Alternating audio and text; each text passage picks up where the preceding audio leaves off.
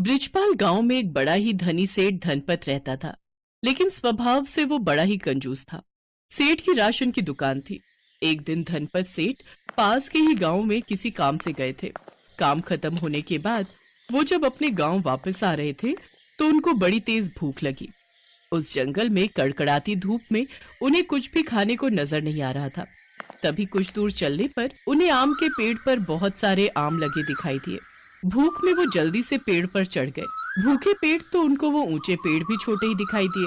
पेड़ पर चढ़कर उसने पेट भरने तक ढेरों आम खाए, लेकिन जब उनका पेट भर गया और वो नीचे की तरफ देखने लगे तो उनको चक्कर आ गए। हे भगवान, मैं कब इस पेड़ पर आकर बैठ गया, मुझे तो पता ही नहीं चला। फिर वो डर भगाने के लिए राम नाम जपने लगे। बड़ी हिम्मत करके वो एक कदम नीचे उतरते, फिर कहते राम राम राम राम।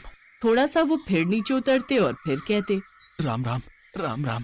फिर जैसे ही उन्होंने तीसरा कदम नीचे रखा, उनका पैर फिसलने लगा और उन्होंने झट से कहा मरा मरा मरा मरा। फिर सेठ धनपत ने भगवान शिव को याद करते हुए कहा, हे भगवान, भूख में मैं कब नीचे से ऊंचाई पर आ गया, मुझे तो पता ही नहीं चला। अब मुझे आप जल्दी से नीचे उतारिए प्रभु, मुझे तो ऊंचाई से बहुत ही डर लगता है। अब आप मुझे नीचे उतारिए, या फिर मुझे इतनी हिम्मत दीजिए कि मैं खुद ही नीचे उतर सकूं। फिर वो थोड़ा नीचे उतरा और कहने लगा, भोलेनाथ, अगर आपने मुझे नीचे उतरने में मदद की तो मैं आपके मंदिर में जाकर पूरे 100 नारियल मंदिर में चढ़ाऊंगा। फिर थोड़ा और नीचे आकर बोले, हे भोलेनाथ, अगर आपने मुझे नीचे उतरने में मदद की तो पूरे 50 नारियल आकर मैं मंदिर में चढ़ाऊंगा। इस तरह वो थोड़ा और नीचे उतर गया और फिर कहने लगा, हे भगवान, मुझे बस थोड़ा सा और नीचे उतार दो, मैं पूरे 10 नारियल मंदिर में चढ़ाऊंगा। साथ ही 5 ब्राह्मणों को घर बुलाकर 56 भोग उन्हें खिलाऊंगा। फिर जब जमीन से सिर्फ जरा सी दूरी रह गई तो वो कहने लगा, भोलेनाथ, मुझे अब सुरक्षित जमीन पर उतार दो, तो आपके मंदिर में आकर 1 नारियल और 1 ब्राह्मण को सात्विक भोजन कराऊंगा। धरती पर जब ये सब हो रहा था तो ऊपर कैलाश में बैठे भोलेनाथ ये सब देख रहे थे। वहीं उनके साथ नारद मुनि भी थे। उन्होंने भोलेनाथ से कहा, नारायण नारायण। हे भोलेनाथ, ये सेठ धनपत तो कितना बड़ा स्वार्थी है। जैसे ही उसके जीवन में उसकी समस्याओं का स्तर बड़ा होता है वो नीचे झुक जाता है, और जैसे ही उसकी समस्याओं का स्तर घटता है तो वो उतना ही अड़ियल बन जाता है। और कंजूसियत की तो सारी सीमाएं ही पार कर दी उसने, भोलेनाथ तक को नहीं छोड़ा। नारद, इंसान को उसके कर्म करने के पीछे जो मंशा छुपी हुई होती है उसके आधार पर फल मिलता है, न कि उसके दिखावे के कर्म के आधार पर। अभी आप आगे आगे देखिए, आप सब समझ जाएंगे। सेठ धनपत घर आकर अपनी पत्नी सरला को सारी बात बताता है। अगले दिन सुबह वो दोनों मंदिर के लिए निकल पड़े। मंदिर पहुंचते ही फूल, माला, नारियल, अगरबत्ती आदि की दुकानें मंदिर के बाहर लगी हुई थी। तभी एक दुकानदार ने उससे कहा, सेठ जी, अगर आप मंदिर जा रहे हैं तो जितनी भी आवश्यक पूजा सामग्री है वो आप मुझसे ले लीजिए। नहीं नहीं, इस सब की कोई जरूरत नहीं है, मैं नारियल अपने साथ लाया हूँ। लेकिन सुनिए, ये भाई साहब सही कह रहे हैं, सिर्फ नारियल ही चढ़ाएंगे क्या? आप पूजा की पूरी थाली ही बनवा लेते। तुम चुप रहो, मैंने भोलेनाथ को सिर्फ 1 नारियल और 1 ब्राह्मण को भोज कराने को कहा था। अगर उससे ज्यादा चढ़ाएंगे तो भोलेनाथ तो हमसे नाराज हो जाएंगे। इसके बाद वो दोनों मंदिर के अंदर जाते हैं, जहाँ पहुंचकर सेठ वो नारियल पंडित को देता है और कहता है, पंडित जी, इस नारियल को शिव जी के चरणों में फोड़कर नारियल आप मुझे वापस कर दो। पंडित को समझते देर नहीं लगी कि देखने से तो ये बड़ा ही अमीर मालूम होता है, लेकिन है एक नंबर का कंजूस आदमी। पंडित जी इसी सोच में डूबे ही हुए थे कि तभी सेठ धनपत ने पंडित जी से कहा, पंडित जी, कृपा करके आप कल मेरे घर पर भोजन के लिए पधारें। जो 1 नारियल को भगवान पर चढ़ाकर वापस ले ले, भला वो 1 ब्राह्मण को क्या भोज खिलाएगा। वैसे आप कितना खाना खाते हैं पंडित जी? बस थोड़े से चावल, 2 रोटियां, 1 गिलास दूध और हाँ 1-2 फल, बस इतना ही। ये सुनकर सेठ धनपत बहुत खुश हुआ कि चलो ज्यादा खर्चा नहीं आएगा, थोड़ा पैसा लगाकर काम बन जाएगा। धनपत अपनी पत्नी सरला को लेकर वहाँ से चला गया। अगले दिन पंडित जी उनके घर पधारे। प्रणाम पंडित जी, आइए आइए। अरे सरला, पंडित जी आ गए हैं, उन्हें भोजन परोस दो। सरला ने थाली पंडित जी के आगे परोस दी। पंडित जी हाथ धोकर खाने के लिए बैठे। पहले उन्होंने प्रभु को प्रणाम किया और फिर पहला निवाला उनको परोस दिया। उसके बाद खुद खाने लगे। जैसे ही उन्होंने 2 रोटियां खाई तो सरला ने पंडित जी से पूछा, पंडित जी और रोटी ले आऊं? अरे सरला, क्यों तुम पंडित जी का पेट खराब करने पर तुली हुई हो? कल ही तो उन्होंने कहा था कि उनका पेट 2 रोटियों में भर जाता है, फिर क्यों जबरदस्ती कर रही हो?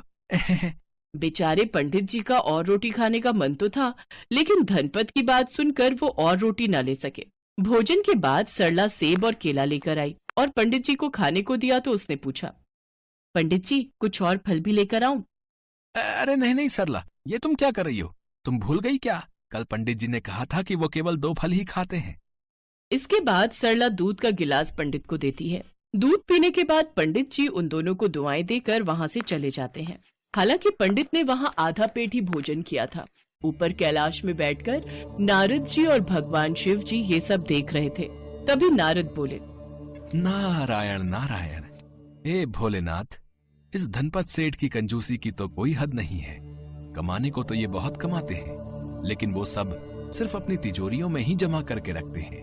किसी को भरपेट भोजन करवाने तक की हिम्मत इनमें नहीं है। न ही वो कभी किसी भूखे को खाना खिलाते हैं, न भिखारियों में दान करता है और न ही कभी मंदिरों में चढ़ावा चढ़ाता है।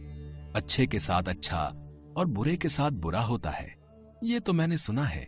लेकिन आज तो मैं भी इस कंजूस सेठ को इसके कर्मों का फल मिलते देखना चाहता हूँ। ये तो संसार का नियम है, जो जैसा करेगा वो वैसा भरेगा। ऐसे ही कुछ दिन बीत गए। फिर एक दिन जब सेठ धनपत अपनी दुकान के लिए निकले तो साधु के वेश में डाकू राका आया और वो सेठ धनपत की दहलीज पर आकर भिक्षा मांगने लगा। जो दे उसका भला, जो न दे उसका भी भला। तभी सरला बाहर आई और कहने लगी, साधु महाराज, मैं कई सालों से अपनी सूनी गोद लिए घूम रही हूँ। मेरा ये घर नन्ही किलकारियों से वंचित है। हमने सभी उपाय कर लिए लेकिन अभी तक कोई लाभ नहीं हुआ। आप ही कोई रास्ता दिखाए महाराज। आपको 5 किलो सोना, 2 किलो चांदी और साल भर का राशन किसी साधु को दान करना होगा, तभी आपको फल मिलेगा।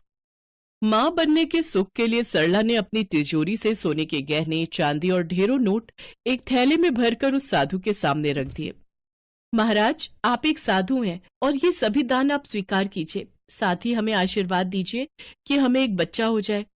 साधु के भेष में आए उस डाकू ने तुरंत वो थैला उठाया और उसे लेकर रफू चक्कर हो गया। रात को जब सेठ धनपत घर आए तो उन्होंने सरला को एक किस्सा बताया। आज जब मैं दुकान से घर आ रहा था तो मैंने 2 डाकुओं की बात सुनी। वो आपस में बात कर रहे थे कि ब्रिजपाल गांव में आज लूट कर तो मजा ही आ गया। न जाने वो लुटेरे किसको लूट कर चले गए। क्या तुम्हें इस बारे में कोई जानकारी है? जी, क्या लूट कर ले गए वो लोग? वो दोनों बात कर रहे थे कि उन्हें कोई बेवकूफ औरत मिल गई थी, जिसने अपने हाथों से उन्हें एक थैले में सोना चांदी और रुपए दिए हैं। पता नहीं किसने ऐसा पाप कर्म किया है इस गांव में, जो कि वो घर खुद ही लूटने को तैयार हो गया और सारा माल उन डाकुओं के हाथ लग गया। सुनिए जी, वो डाकू और किसी का नहीं बल्कि अपना ही घर लूट कर ले गए हैं। और वो बेवकूफ औरत पुत्र की चाह में साधु के भेष में डाकुओं को पहचान न पाई और उसकी बातों में आकर तिजोरी में से सारा कीमती माल 2 थैलों में भरकर उसे दे दिए। अपनी पत्नी के मुंह से ये सब बातें सुनकर धनपत के होश उड़ गए और वो सोफे पर अपना सिर पकड़कर बैठ गया। कैलाश में नारद और शिव जी ये सब देख रहे थे। तभी नारद जी ने हंसते हुए कहा, भोलेनाथ जी की जय हो। आज मैंने देख लिया, जैसे को तैसा ही मिलता है। जो जैसा करेगा वो वैसा भरेगा। इस कहानी से हमें सीख मिलती है कि हमें कंजूसी छोड़कर अपनी कमाई का कुछ हिस्सा दान पुण्य में भी